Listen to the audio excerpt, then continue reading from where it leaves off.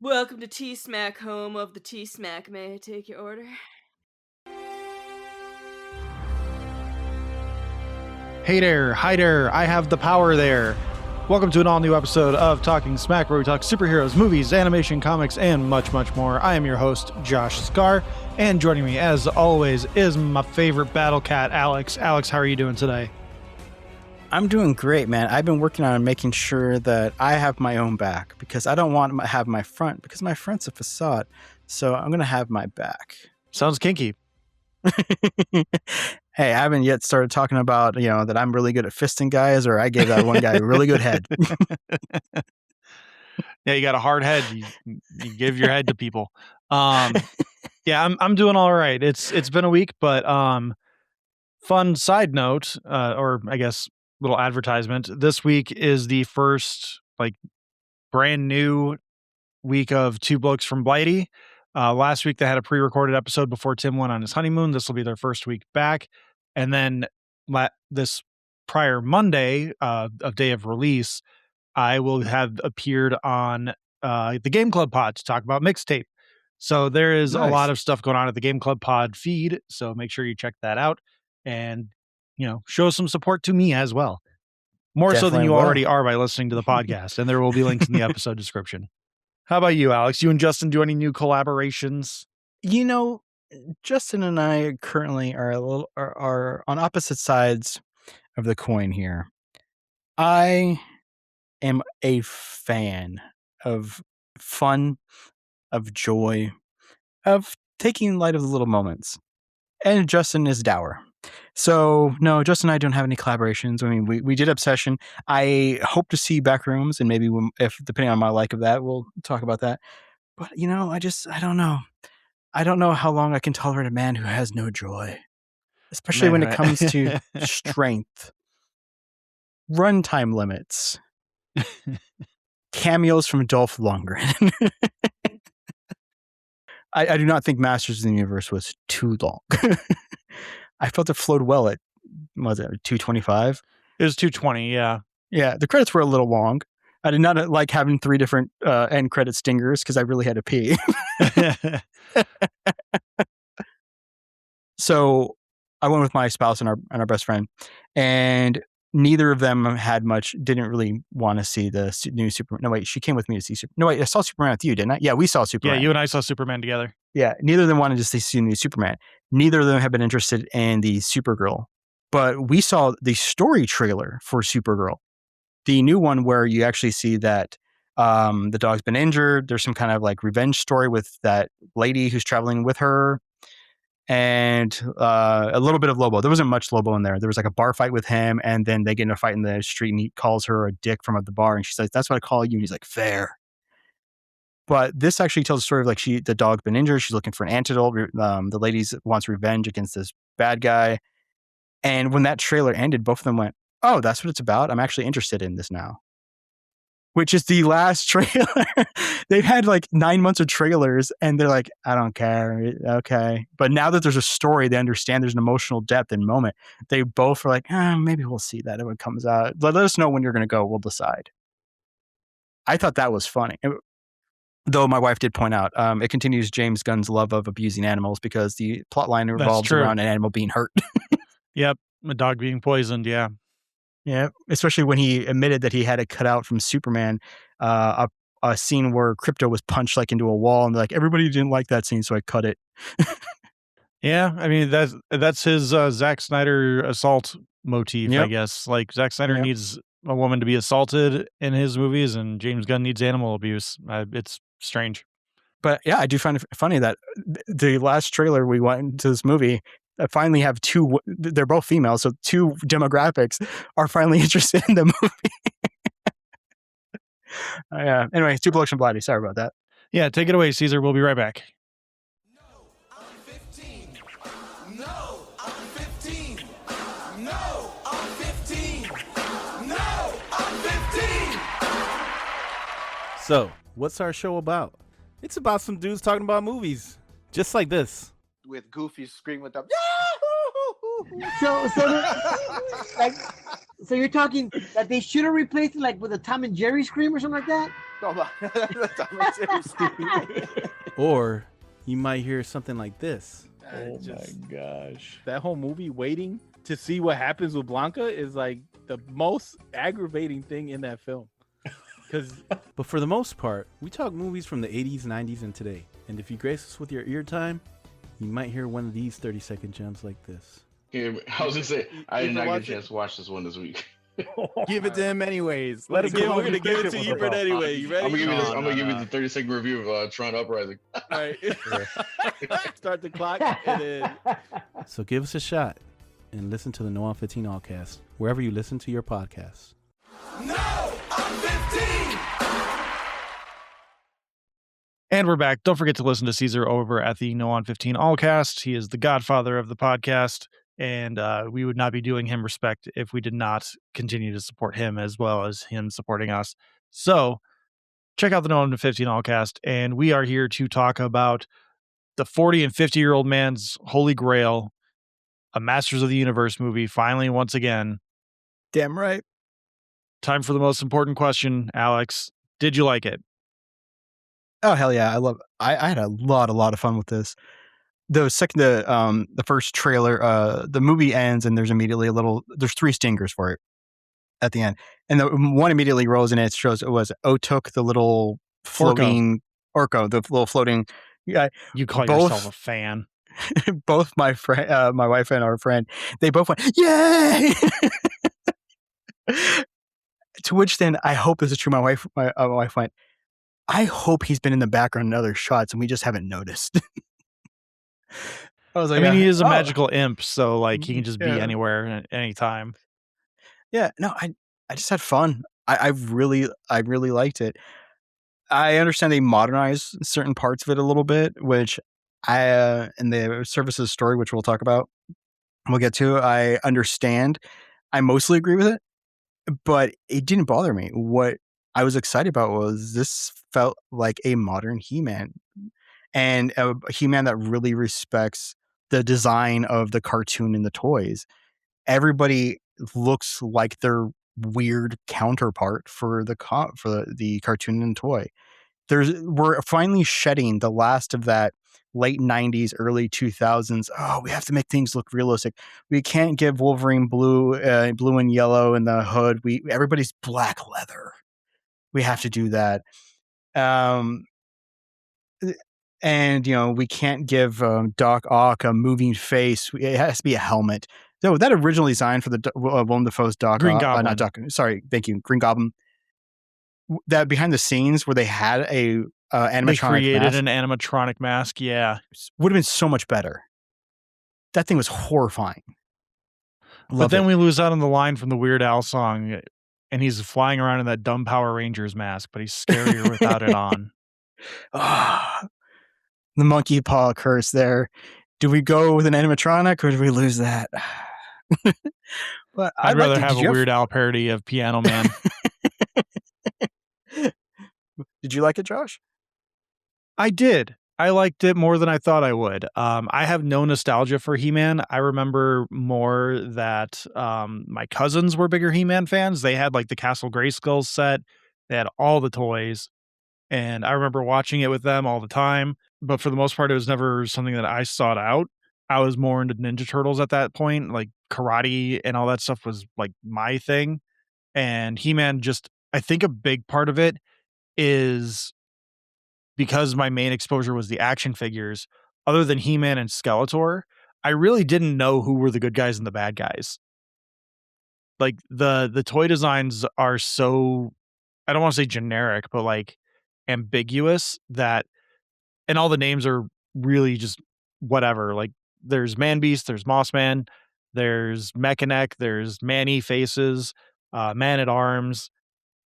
You couldn't tell who is who, like who aligns where on the good evil chart from any of those names, besides maybe Man at Arms. But again, he might just be an evil guy that can like extend his arms. Like you don't know. And so like I think that was a big part of where I never connected with it, is just He-Man and Battle Cat versus Skeletor and the forces of evil. And then Tila was there too, which Tila never really did anything in the episodes I saw. I have seen like the Kevin Smith reboot on Netflix with Mark Hamill doing a Mark Hamill voice for Skeletor. I remember they revived it in like 2002 with a Cartoon Network series that didn't last very long. But like I have fond memories of the product because again it was just fun times with me and my cousins playing with toys. But as far as like the brand of He-Man, it never really stuck with me as like a thing I have nostalgia for because again, like it's a fun design, it's a fun character, but it's also really silly. It's in the movie he even gets a magical girl transformation. Like they Ken doll him up and then he like gets his suit magically adorned on him. And I love that sequence for the first time he suits up. It's so good. Loved it. It is a fun time at the theater. I will say that I don't think it's on the same level as like Dungeons and Dragons Honor Among Thieves, where it's going to fail spectacularly at the box office despite how good it is, but it's pretty close. It's going to fail at the box office even though it is still pretty good. See, you made me realize that I'm in the same boat as you are. I think we are just after the original series finished its run.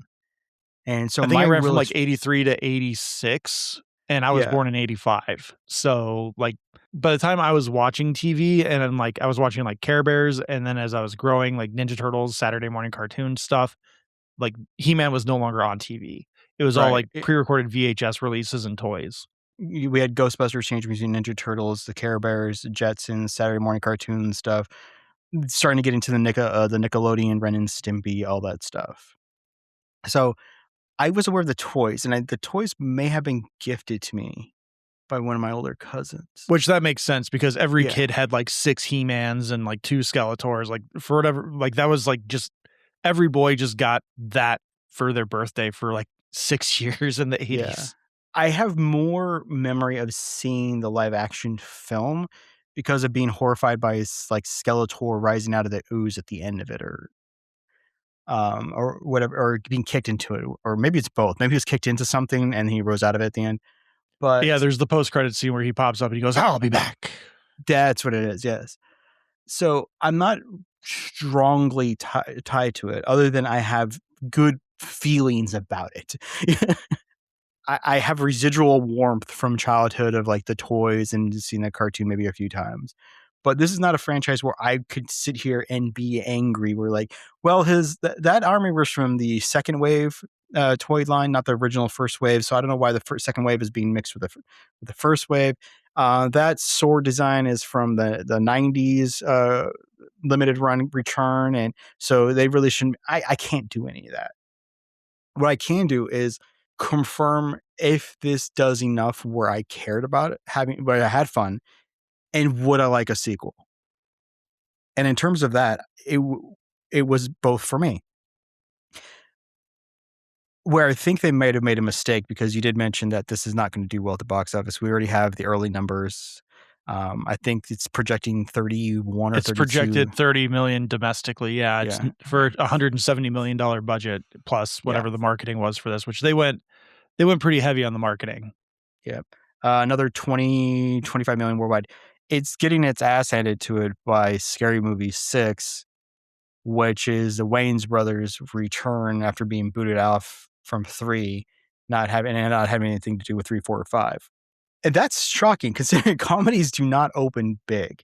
And this, in theory, should have been an easy neck and neck. It should have been an easy counter programming. Hey, He-Man's out.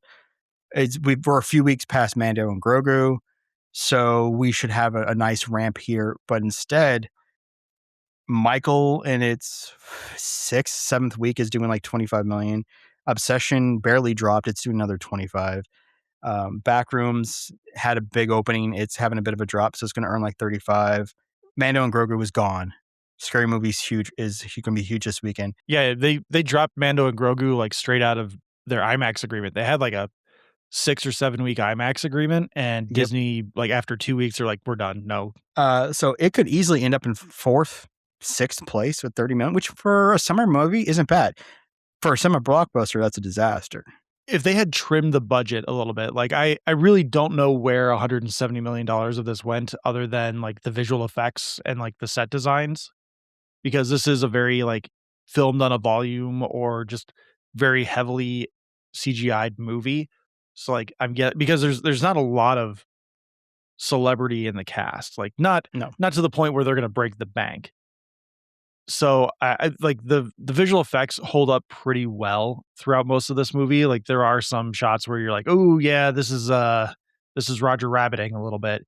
But for the most part, like it is pretty consistent at the very least. Like I'm wondering if maybe most of the budget didn't go into the Skeletor effect, because that is a really good character design, and the Mhm. way the quote unquote face moves is really good. Like bravo to the animators for that. Oh, Skeletor looked amazing. That bodysuit is great. The staff looks great. I thought the voice worked. Am I kind of sad it's not the super high pitch? Yeah, a little, but I thought the voice worked.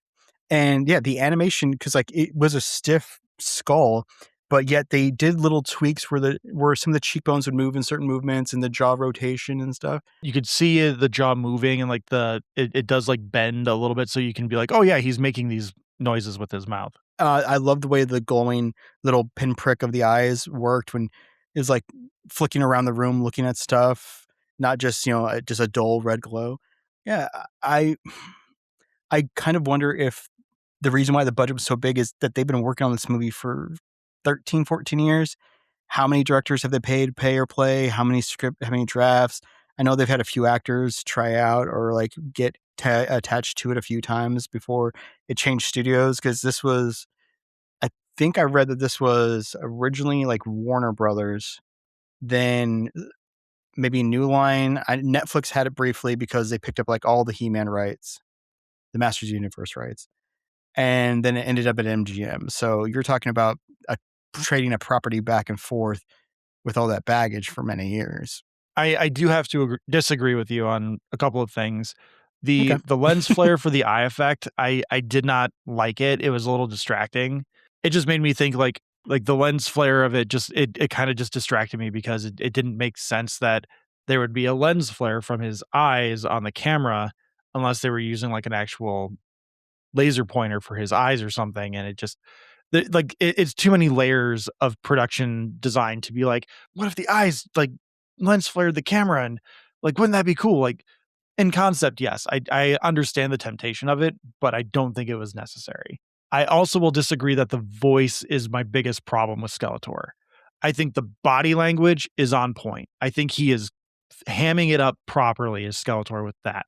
Mhm. But he's talking a little bit like this, where he's just like, time to go and be evil. But then it's also got like a modulator on it, where he like add a little warble to it, and like a little magic behind it. And I think if he was talking a little bit more like a Bane, maybe that would be more fun and campy, and it would add to the humor of the crescendo. That's the first joke of the movie, is him laughing and being like, I crescendoed. Time for you to go. I crescendoed and now you go. That part fell a little flat for me because he's in a different movie than everyone else around him with that voice and that part. Alison Brie is doing her best Rita Repulsa from 2017 Power Rangers. And then you have Jared Leto, who is doing like not quite Syndrome in Incredibles. Like he's pretty close to that delivery, where he is like, I'm going to play it as straight as I can, but acknowledge the absurdity of it, because I'm someone who wants to be absurd, but I'm also very serious. And there's a fine line to make that work. And I can't remember the line anymore. I should have written it down when I was still fresh in my mind. But there was one line towards the end where I was like, oh man, if he had the Bane voice, or even like a little bit of a Captain Jack Sparrow-ness to the way he spoke, that line would have nailed it. Like that would have just been a perfect delivery. But because I think Justin said it's like a Patrick Stewart kind of thing, where he's being a little more posh and like almost Shakespearean with his performance, it didn't quite work for me. You said something that actually made me realize why I like it. You said that he's in a different movie than everyone else, and then so is Alison Brie kind of doing Repulsa thing with her evil Lynn. And actually, that kind of made it work more for me now, because at the beginning of the movie, adult Adam is telling the story of growing up in Eternius or Eternia. I don't know which one it is. It's called Eternia, but someone also wrote Eternios. I think he like wrote Eternios on the the box. region of where he grew up is like Eternios or something like that. Yeah, but Okay. like the world is Eternia. But he's like, it's a fantasy world where it's like everything that you can think of. We have flying cars and guns and swords and ammo and Griffiths and I'm like, so literally everything, which is a kitchen sink toy box, which a lot of kids' toy lines are. I mean, come on, Teenage Mutant Ninja Turtles. We have mutant turtles. Then we have a person who's literally a brain who puts themselves into a mecha body that then puts themselves into that giant brain drilling dome. But The we also have Technodrome, that's his Technodrome, mode but of then- transportation. yeah, which is like Then you've got the Shredder who's got cheese graters on his arms, and he's got all and the you have the hand, the Foot Clan. the Foot Clan. The hand is Daredevil. Yeah, I mean, kids' toys are kind of like kitchen sinks. You just have to keep adding stuff. Once you've introduced like one weird thing, there's a little boy who turns into a big adult when he grabs a sword. It's like someone goes, "Cool, so guns are in there too." I mean, it kind of makes it work for me it kind of makes it work because I do think Alison Brie was in her own film, doing her own thing completely. She apparently turned Evelyn into, I don't know because I don't remember the cartoon very much. I did not think that Evelyn was unabashedly in love and wanting to lick Skeletor's face. Okay. But Skeletor, I appreciate that he wants to be a villain because he even does have like a sarcastic line of like, no, you don't realize I am the villain. I was like, oh, okay. And then you have people who have... It's like that classic Spider-Man panel where he's confronting a scientist where he's like, look at the technology you've created. You can cure cancer. He's like, I don't want to cure cancer. I want to turn people into dinosaurs. Exactly. It's that kind of thing. I mean, like Batman. Batman, so many grounded villains. And then there's Man-Bat. And Clayface. It's like... So I just remembered... So spoiler, well, we're going to move into spoilers. Like there's not a whole lot we can really not spoil in this movie. Like He-Man gets his sword, becomes He-Man, fights Skeletor, saves the day. There is some like messaging stuff I want to get into. But the line that I remembered, it's when in the finale where he's like kind of journeying through Adam's life with him through some kind of telepathy where he keeps like interjecting in like his date memories and stuff, and then he like shows up in his office and he's got the purple suit and the tie and everything, and he's like, what the hell is this? Like he's like looking down at himself all dressed up in business casual, and He-Man's like, it's human resources, man. And he's like, human resources, what the hell is this? Like the delivery of it in that posh, very proper way that he decided to deliver these lines, it didn't work for me. But again, if you're in like Captain Jack Sparrow mode or Bane, I think you're playing up to the absurdity and the level of the character. I think if you go bigger with the voice, that line especially hits it out of the park in terms of like, oh, I thought I was evil. Human resources, my God. I can see that. Because I think there's also like a misunderstanding of like what human resources is. I think Skeletor, it's implied that he thinks it's like Slavery. Human trafficking people. Yeah, let's move to spoilers because I do have, around the messaging, I do have 2 questions for you. Oh, right. Sorry. And in terms of people doing their own thing, Teela's also in her own movie. Teela's movie is I'm the Girl Boss. I don't know why anyone else is here. Yeah, they really just went Teela's. What movie did we see recently, or maybe it was a TV show, where they, oh God, what the hell was it? Maybe it wasn't He-Man. I have such a vivid memory of it right now. But it was another thing where you have the girl boss and she's talking to the hero, and the hero like just can't make up his mind. He's like, I'm not a leader. And she's like, you don't have to be. I'll take care of that.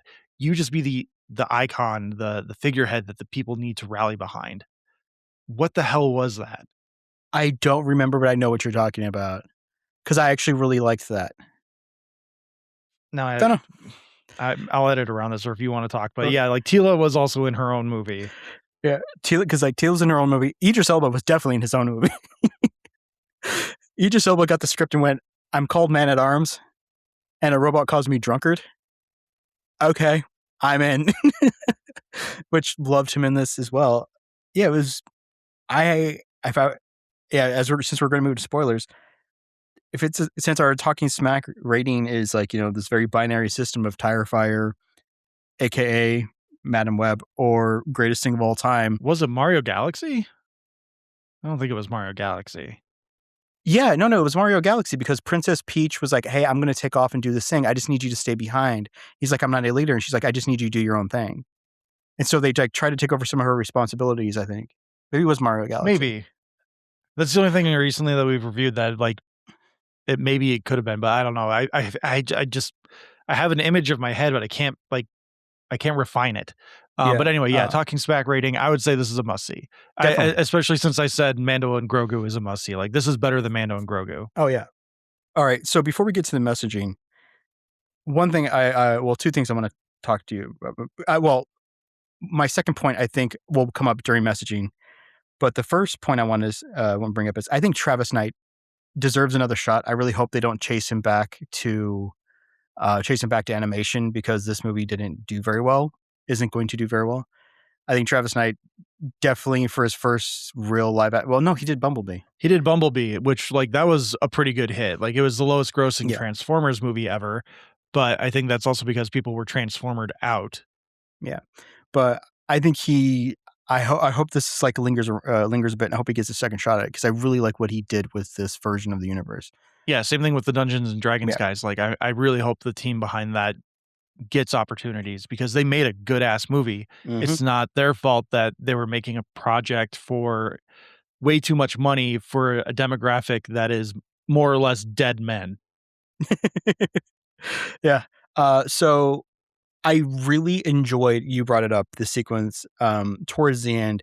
Skeletor is beating the heck out of Adam, has the upper hand, and he is venturing through Adam's life through painful memories as he's breaking Adam's will.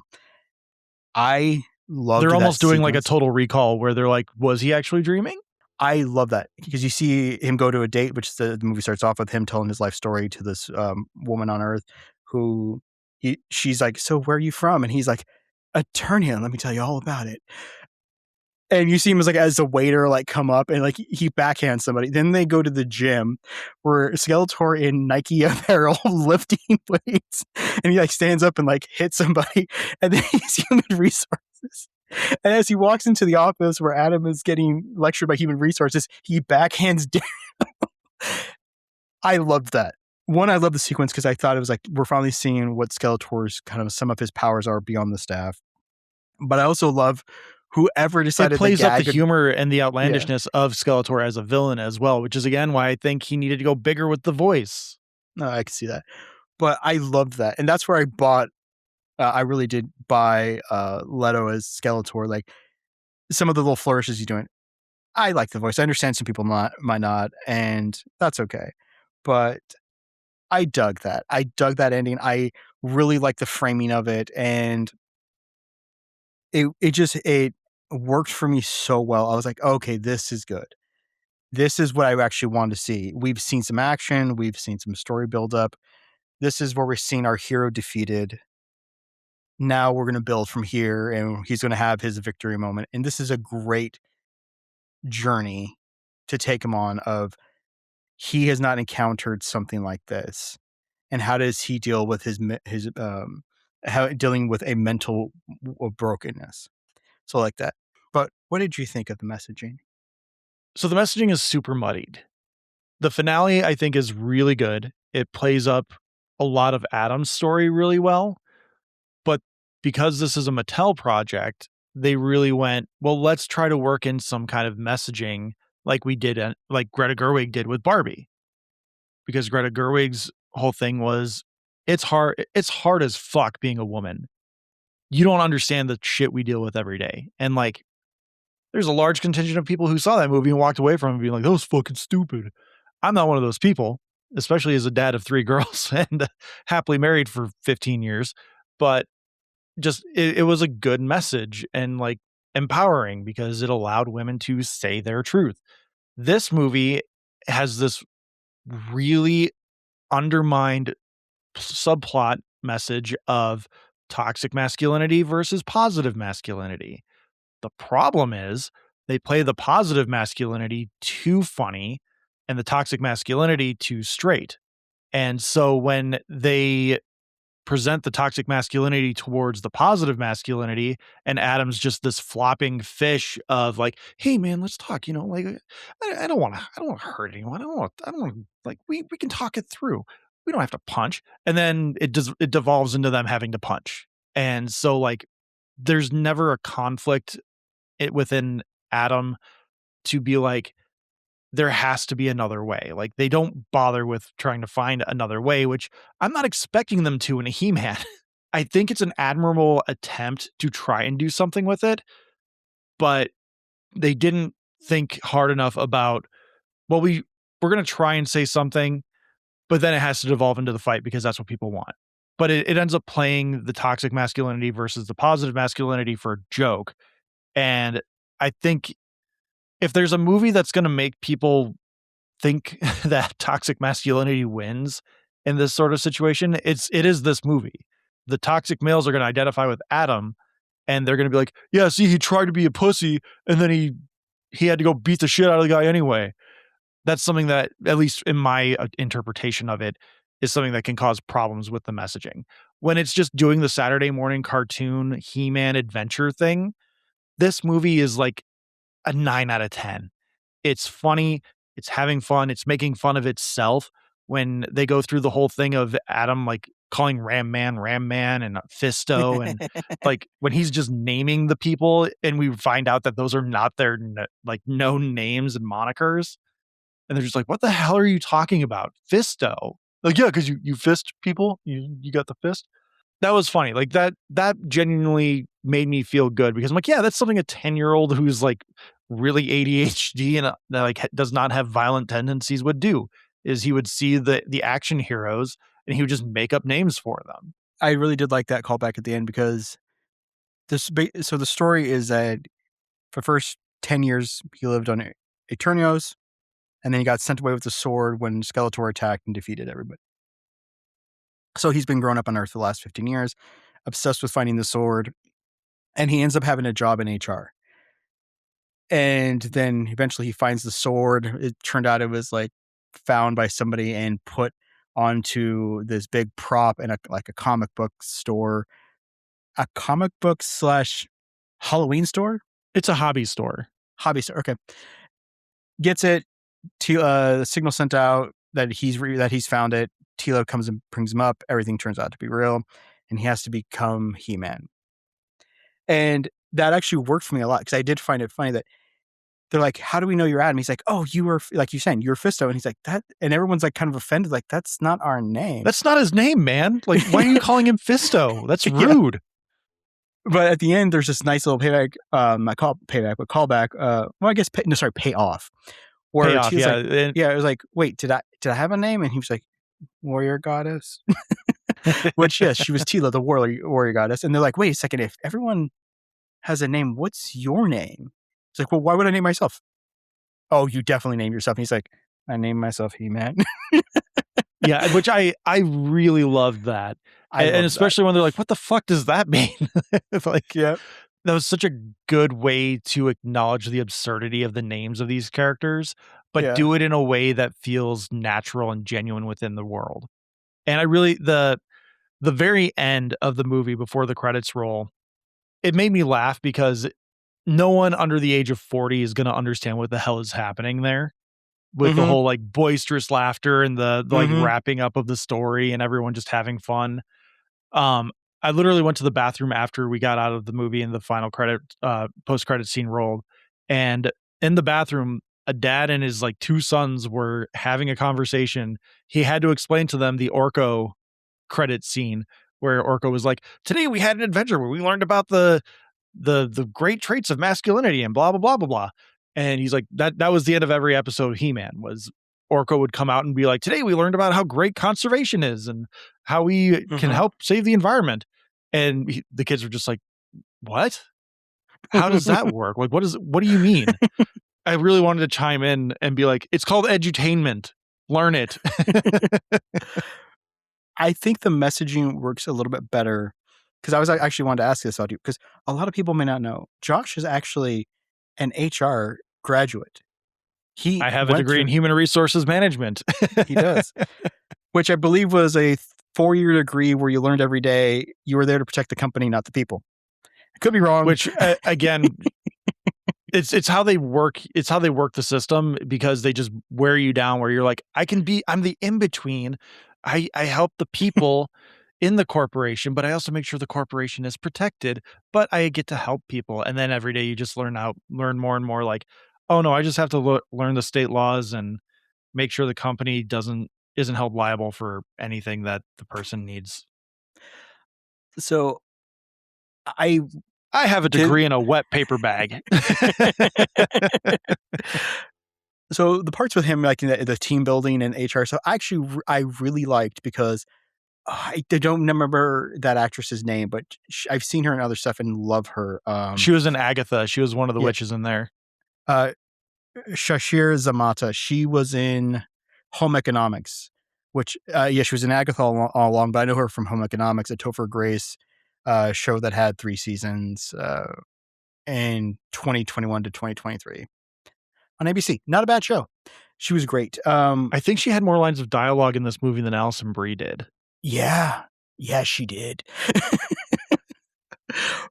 Anyways, I love her and how they're trying to play off how human resources, like, we're here to help, but not too much. We're giving each other warm hugs, not touching, consensually, like a little like spirit hugs. It was great. And I do think the messaging was a little light, but I think it worked better for me because the way the messaging worked over the whole, toxic masculinity, every problem solved through violence, is the way Adam gained everyone's trust was by reminding them of who he was and who they were to him. So like the robot, Roboto, he immediately was like, you're a battle bot. And they're like, no, we reprogrammed her. She is a cleaning bot. He's like, no, she's a battle bot. I remember her. I believed in her. And he's like, do you want to clean up or do you want to be a battle bot? She went, no, I want to be a battle bot, and joined them. And then, Duncan trying to bond with him. He's like, but you were always mean to me as a kid. Why would I be bonding with you? You're like, even your daughter's kind of mad at you. He's like, well, I was trying to teach you this way of life. That's what I really meant when I was being mean to you. He's like, and then at the big rally at the end where he gets everybody on his side of like what they were to him.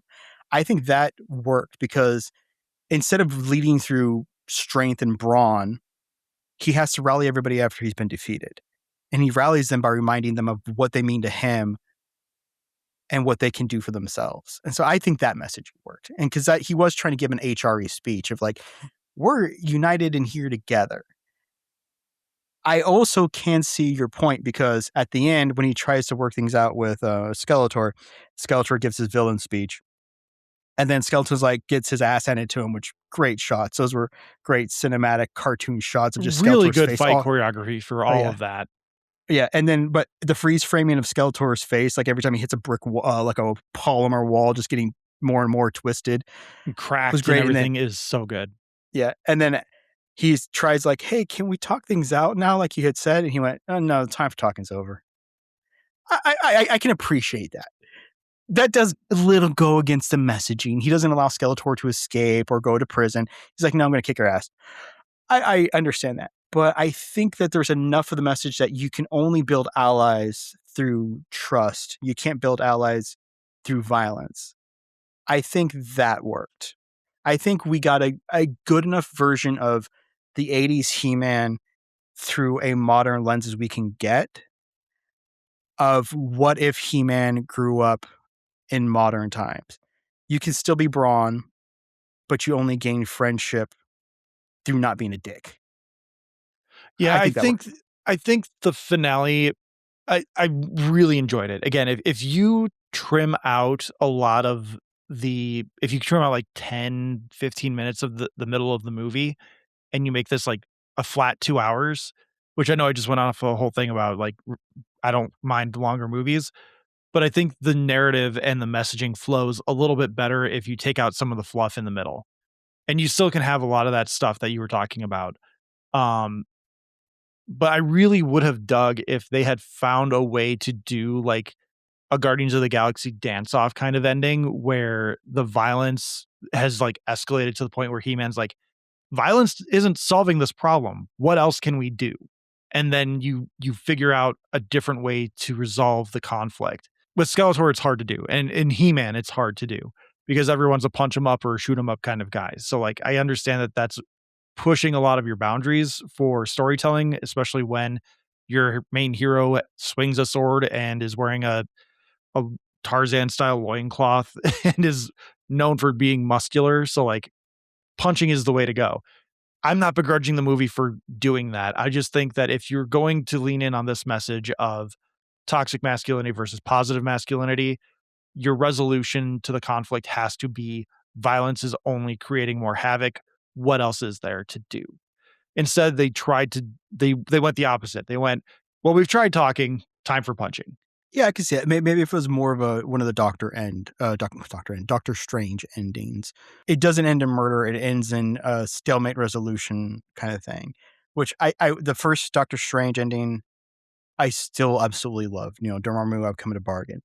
Love that. The second one, I also kind of enjoy because, again, it is him pleading to humanity instead of causing ultimate sacrifice and death. I do like that. So I can definitely understand what your point is. My thing is I took the messaging a little bit differently. And what you're saying is completely valid. Like I don't disagree with what you said at all. That part of the movie kind of felt like it was being swept under the rug because of like when they were blatantly saying like, hey, this is toxic masculinity versus positive masculinity. I can see that. I do want to ask you what was your favorite joke? Because I will remember mine for a long while. It's the sequence with the robot in the dungeon because Duncan wakes up and he's drunk and he then yaks and they're like, okay, we're getting out of here. He's like, I'm not going to go fight. I'm just going to lay down here next to my vomit. And the robot's like, I'm not cleaning that up. And then the next section you see Idris Elba just be yanked off camera by his feet as the robot drags him. That's probably when I laughed the hardest because in my head, I'm like looking at the framing of it going, okay, he's laying on the floor next to a stone bench, stands up. Oh, Adam, I know you. Throws up and lays back down. I'm like, is he just lay down in his own vomit? And then, he's like, you guys go and get out of here. I'm just going to lay in my own next to the vomit. Like, okay, they're acknowledging it. They did a lot of those kind of jokes where they like acknowledge the thing. They hung a lantern on it. And like, I appreciate that kind of humor. My favorite joke was the Me Too moment. It's really subtle, but like it's when he's finally He-Man, the action escape sequence is done. And he's like, I'm He-Man. I have the power of the gods. I am amazing. And this is where the positive masculinity versus toxic masculinity message probably peaked because he finally goes and meets up with Teela after becoming He-Man. And Teela's just like, oh, wow, we survived. I'm so glad you survived. He's like, me too. And she's like, I really thought about you every day. He's like, me too. And he's getting closer and closer. And she says like 2 or 3 more things. And he's just like, me too. Me too. And I'm like, oh, this is a really obvious Me Too, like non-consensual kiss coming. And then she goes, and I'm so glad we're friends. And in a lesser movie, he is heartbroken. Yeah. In this movie, because He-Man is a masculine, positive male, he is a good person. He's like, oh, she doesn't have romantic feelings for me.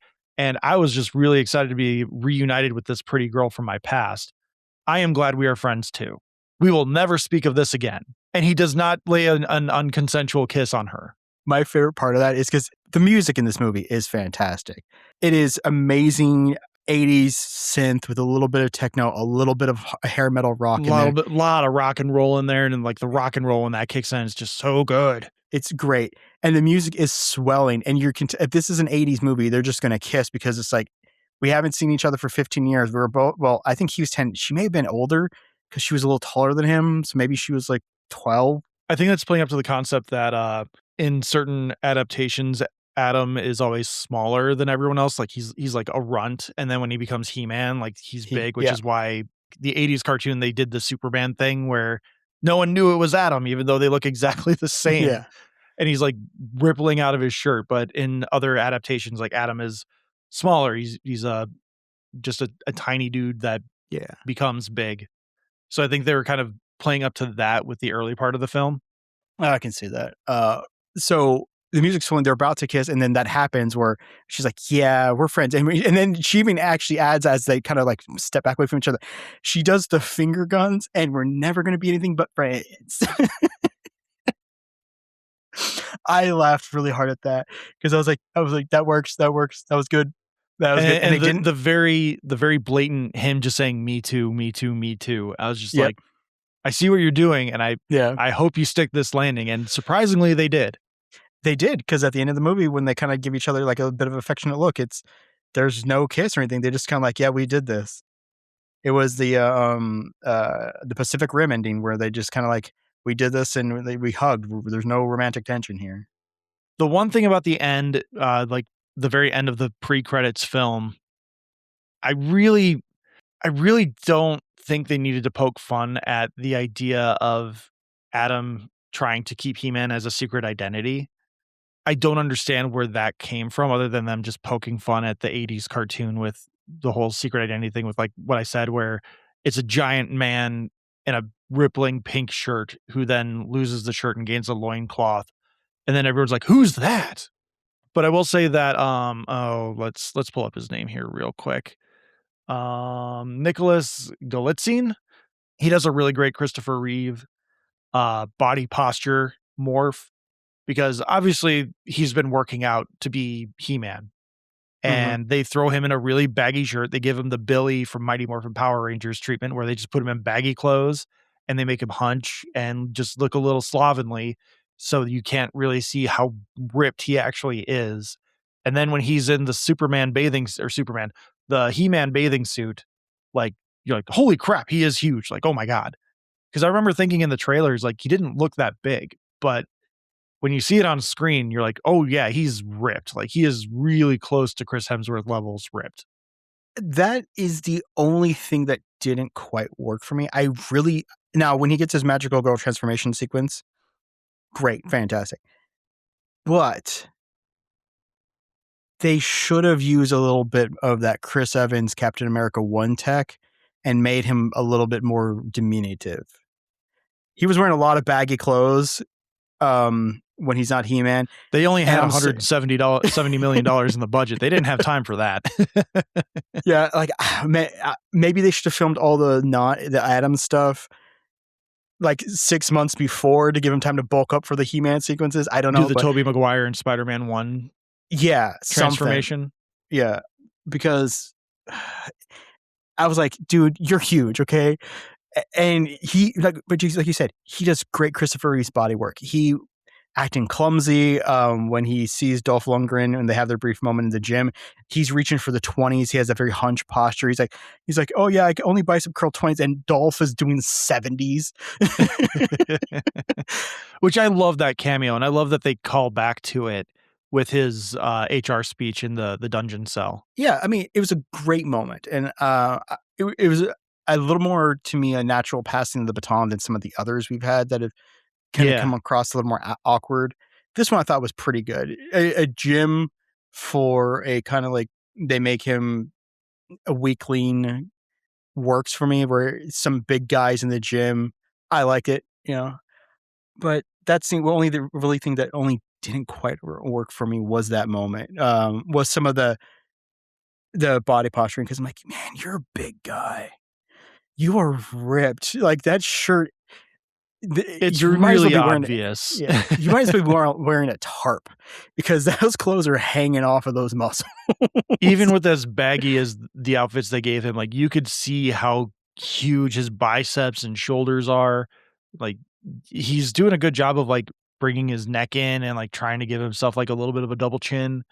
But the clothing and the wardrobe just did not work in the way that I think they wanted it to. And like you said, maybe they could have done a little bit of After Effects, even if they didn't want him to like do the transformation during production. Like, they could have just trimmed him down digitally in certain shots, and just, there are little things where it just wasn't quite right with that. Like, I agree, because he is very jacked, and they don't do a great job of hiding it when he's not He-Man. Now, on the opposite side of that, at the final fight where he realizes the power is within him all along, and He he gets the stands up Thor to Ragnarok ending. Yep. yeah, and he stands up to Skeletor, where they have him grow like 6 inches. That was cool. Yeah. Yeah. Which again, like, if you're not trying to overdo it with some kind of like male positive energy messaging, that part is just badass. It's so good. If you're just making a straight action movie, no pun intended, in Pride Month, which happy Pride Month. We're talking about the gayest movie or gayest action character ever in He-Man. So like, that's why we're talking. But no, legitimately happy Pride. Yeah, like they do so much really cool stuff with He-Man's powers, and they really do a great job of kind of emphasizing how little the sword actually has to do with his power throughout the movie. Because there's an action sequence, like the second time he's He-Man, where he loses the sword continuously throughout the fight, and he just keeps going, and it's like, does he need the sword? And then we find out no, he actually doesn't. Yeah, I really just, other than a bit of muddled messaging, I think it's exactly what I want from a summer film. It's fun. You get some cheering moments. You get some good moments to laugh. And unfortunately, we get sequel baited, and we're probably not going to get a sequel. I was so shocked that the only thing you don't really see of She-Ra is her face, which like I understand because you want to leave that open for casting. Yeah. But I was so shocked that they went, here's the full costume, here's the sword, you get the boots, the cape, the crown, everything except a face. Get a side profile. Here you go. They call her Princess Adora. Mm-hmm. And she says, no, it's now She-Ra. Yeah, it's something to that effect. Or she just says like, not anymore. I yeah, don't think not she anymore. says She-Ra. But the fact that they went that far instead of just being like her sword or just her boots or something where like someone's sitting in a room with the sword next to her and you hear someone say, Adora, it's time to go. And then you just see like a hand grab the sword. Like, that's it. Like, they could have done so many different things to bait it without showing the costume. As we have said before, when we've talked about trailers for this movie, as we've talked about this movie in general right now, they go all in on the costuming. These are one-to-one adaptations with like little modern tweaks to just make it a little bit more practical in a modern era. But these costumes came straight out of the 80s cartoon. Like that She-Ra costume, the actress who had poses her, they built the entire outfit. It's incredible. Like, yeah, the crown, the full face, chest plates and everything on it. Everything, I mean, it looks like what I thought it looked like. The costumes, outfits, everything looked like what I thought it was. Cringer was fantastic. Needed more Cringer. We need more Cringer. We need a battle cat Cringer sequence. Yes. And we did get that in the second credits scene where he's all armored up and everything. So like, I appreciate that they still went to the extent of he got his armor. Would have liked it a little bit more, because if there is one complaint I have about the finale ending, like the climactic battle at the end, it's that the script clearly went, He-Man and Skeletor fight it out. Teela and Evelyn are fighting, but like there was no real like notes about like how they were fighting. And same thing with Cringer and Beastman or Man Beast, where there's like, and those like 3 fights are happening. He-Man and Skeletor is the main one, obviously. And there comes a point where Cringer and Man Beast and Teela and Evelyn just stopped and I guess stood there and watched the fight. And they're just like, got popcorn? Yeah, I got some Cruncher Bunch. You want to trade? Like, it was just really awkward that they're all just standing next to each other, like watching this fight instead of like doing anything to help their side win. Yeah, because Cringer like leaps upon somebody, leaps upon that guy, Man Beast, Beastman, Man Beast, yeah, whatever. And they cut back to them when like the fight kind of like comes to like a halt, and Cringer's chewing on his head. Cringer's just got his head in his mouth and like not killing him, but he's just like, I got ya. Yeah. And there was maybe I remember once where I saw in the background where Skeletor and He-Man were fighting, where we got to see Teela and Evelyn fighting in the background, and they're like fighting upstairs. And it was a little obvious that they were not trying that hard on the choreography. And then there's a shot like shortly after that where they're literally just standing there on those steps. and they're both Yeah. just watching the fight. Like, well, I mean, this is the fight that's going to decide who wins. So like, what are we doing? But like the He-Man Skeletor fight is super cool. Oh, it's great. But like they just really didn't really care about anything else that was going on. And like Cringer versus Man-Beast, I'm sure that would have been very expensive to animate. So like I understand that one. You just get a little sight gag and that's it. Can't we see Teela fight Evelyn in some fashion, like more than just like a few moves and then Teela bests her by breaking out of her one spell that she uses? I don't know. That was strange. Well, it's going to be like pitch meets. It's like, oh my God, we're going to see Cringer and Man-Beast fight? Yes, off screen. Exactly. But no, I really enjoyed this movie. Like for other movies that I've enjoyed, I don't think that I've really talked as swimmingly as I have about this movie. It's just a lot of fun. I just think there are little things here and there that you didn't quite nail that you could have taken out in the editing bay just because it's like it's not there. But someone at Amazon at Mattel was like, "No, Barbie did so well because of the messaging. We need the messaging." And it's like, that's not why people are coming to He-Man. Oh, I will say my second favorite joke. Well, okay, actually, the Me Too one was funny, but my third favorite is Adam steals the sword very awkwardly from the hobby shop, gets into his car, backs over a mailbox. My wife went, "Well, that's a felony." I said the same thing. Like, that's a federal crime. And then he goes home. His friend's there, and he's like, is that the sword?" He's like, "Yup, it's my sword." He falls asleep because he can't make the sword activate. He wakes up in the morning, and the cops are standing like in his bedroom, like, "All right, we're leaving." And I laughed really hard because I'm like, thank you for having ramifications. He stole a weapon and ran over a mailbox. That's such a good setup to get him to where he needs to be, where he has a fight with Man-Beast out in the open, and they pay off the He-Man meme of Four Non-Blondes, what's up? And I was like, oh my God, they did it. Like that was up there with like Deadpool in the very first Deadpool with Morning Angel. Deadpool doesn't have a meme about Morning Angel, but like it's an absurd song to put into an action scene. And this like they pulled off a similar thing. And the final praise I will give this movie, it does not go back to Earth. Once we are in Eternia, we thought Earth that. can we fuck thought the end. off. Yep. And I was Earth so appreciative of that. 25 minutes? 20 minutes? Maybe. Yeah. Maybe Because 25 he tells at a most. story, awkward date, goes to his house, goes to HR, break in, back to the house. That fight's pretty long. Yeah, maybe 25 minutes in the movie, but Maybe. that's it. And yeah, they're done. Yeah. They're done with Earth. And like you could probably trim out some of that stuff. Like that could be some of the 10, 15 minutes you can trim out of the movie is some of that Earth-based stuff, which like The Roommate, I really appreciated him as well, where he's just like, Adam, you're cool, but you're kind of crazy, but I just don't hurt me. Okay. Like, and he's also another one of those, like that weird parody end of positive masculinity where he's like just constantly watching romantic comedies or romantic dramas. He's watching The Notebook. He's watching 10 Things I Hate About You. And like, that's fine. That's fun. I do the same thing. But he's sitting there with like a box of tissues and like it's too close to parody for it to be affirming. And that's my biggest problem with the messaging that they have for the positive masculinity. That's a good place to end it because I agree with you. I think that's pretty strong. All right. So what did you think of He-Man? What are you looking forward to this summer?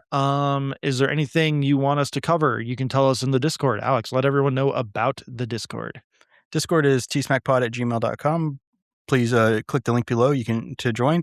It's where we post the majority of our news and our interactions, thoughts, feelings on basically everything. Like today, started watching Spider Noir.